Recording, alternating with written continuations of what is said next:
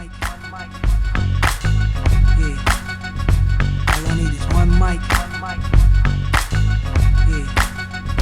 All I need is one mic. Hey everybody, welcome back to One Mic, where I watch shit so you don't have to. And today I'm here to talk about Season 4, Episode 6 of FX and Hulu's Atlanta, entitled Crank That Killer. I gotta say, I think this was probably the best Atlanta episode since sometime in Season 2. And I think that's because this episode does what I think this show is the best at, which is combining some social commentary, some pop culture references, with just being fucking funny, man.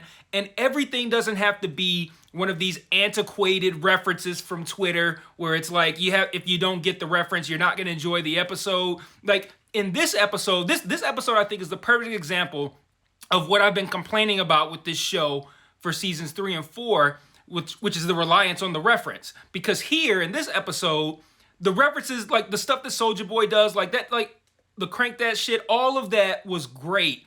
But it's not required to enjoy this episode. You don't have to know who Soulja Boy is. You don't have to know about the Crank That dance. You don't have to know none of that shit. And you will still laugh at this episode.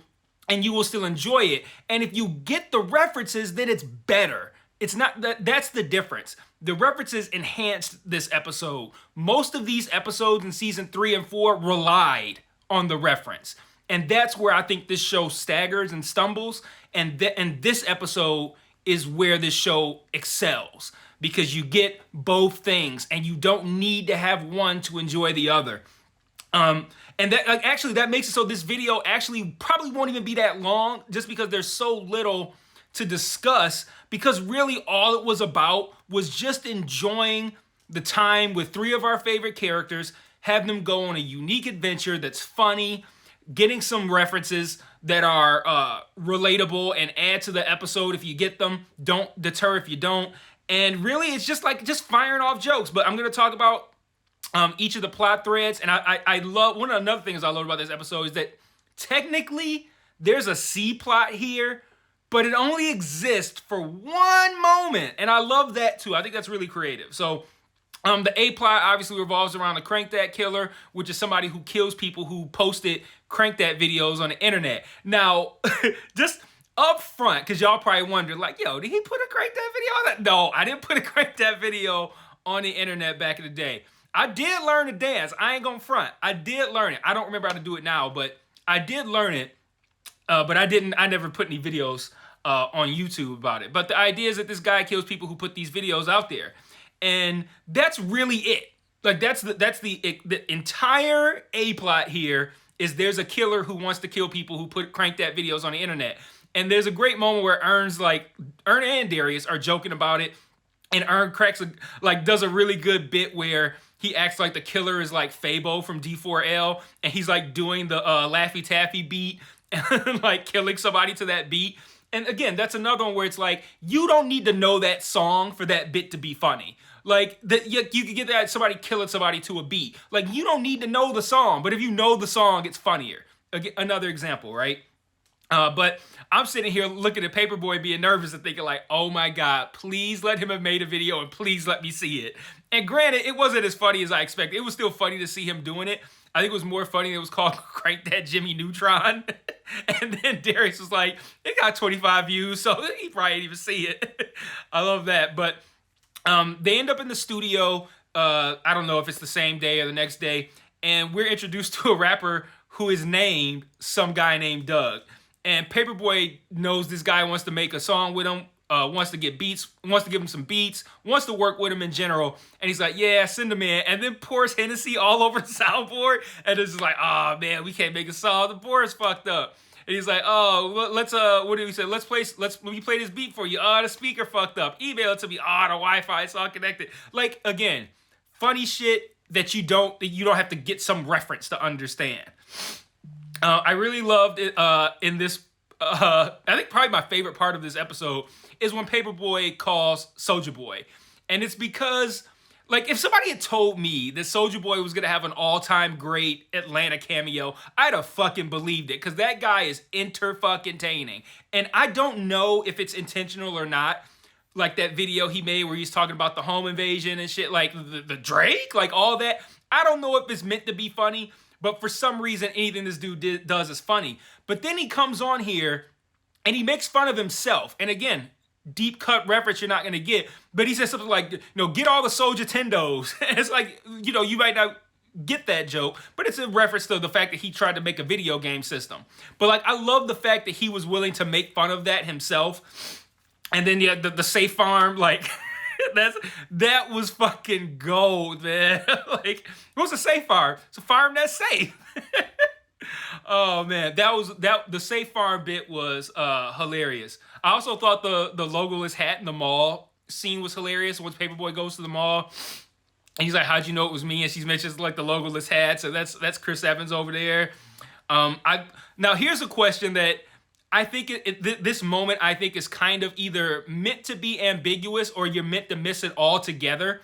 But after Paperboy gets his food, his pretzels, he's sitting outside, and you can hear a car pulling up. When I say you can hear a car pulling up, you can hear its GPS. It's like left turn, right turn, and then the car pulls up at the walkway that leads directly to Paperboy, and you hear the car go, "You have reached your destination." And this dude gets out, and we all assume, as is Paperboy, that's the, well, not actually, I guess Paperboy doesn't assume that. We all assume this is the Crank That Killer, but I think it's funny that the show left it up to interpretation, or this is the case, but they just wanted you to kind of pick up on it. Because this show likes to move in this realm of kind of like, sometimes some supernatural shit happens on here. And I feel like his GPS was not for the mall, it was for Paperboy's specific location. Because he pulls up right in front of Paperboy and goes, "You've reached your destination." Now, of course, yes, that could be the mall, whatever. But like, I like the idea that just from how this show operates, how it does do that kind of stuff, that maybe this guy programmed his GPS to Paperboy's specific location and not to the mall. But I thought that was funny.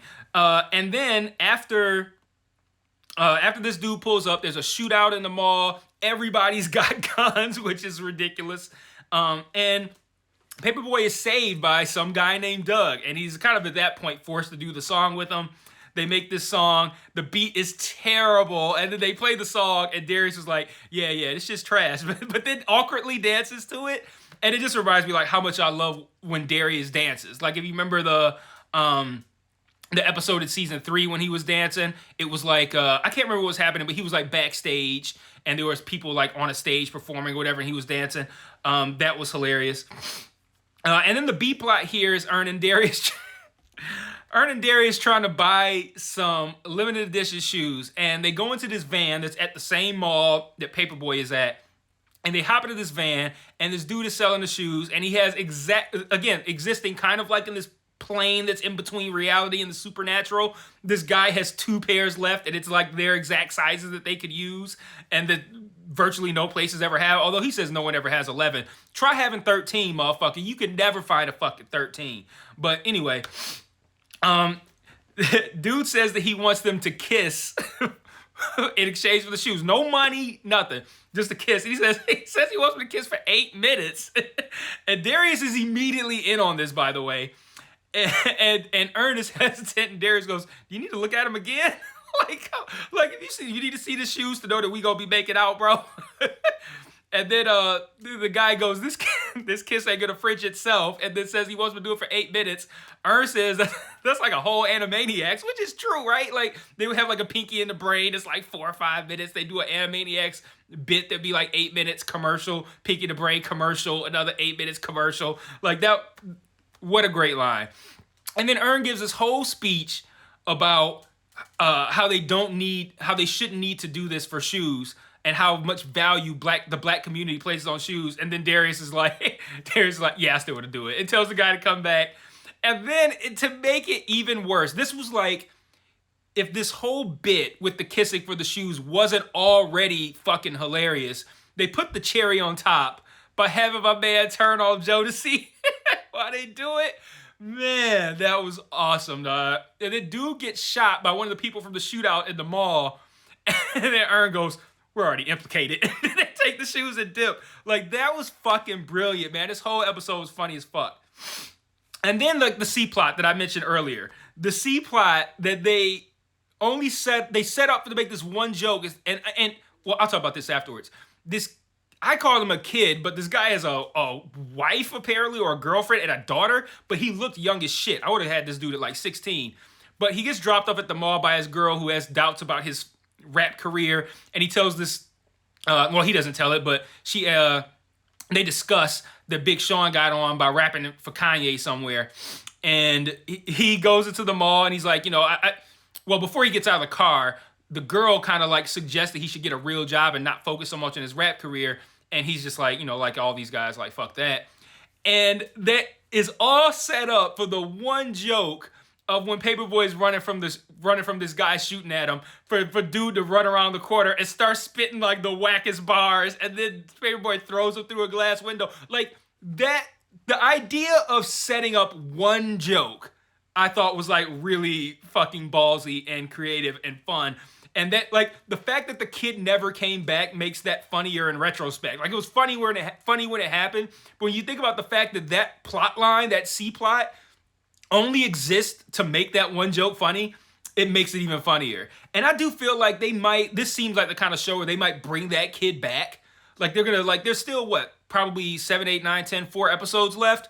Like, they might bring that kid back and continue that plot line. I think that'd be really interesting and pretty creative. So, that's really all I got for this one. Just a really fun, really entertaining episode. And this is where I feel like Atlanta needs to live. I mean, we only got 4 episodes left of the series, so it is what it is. But I feel like this is the kind of episode and the kind of show that Atlanta should have been more often during season 3 and this season, and shied away from your enjoyment of this episode is reliant upon you getting this obscure reference. Like that.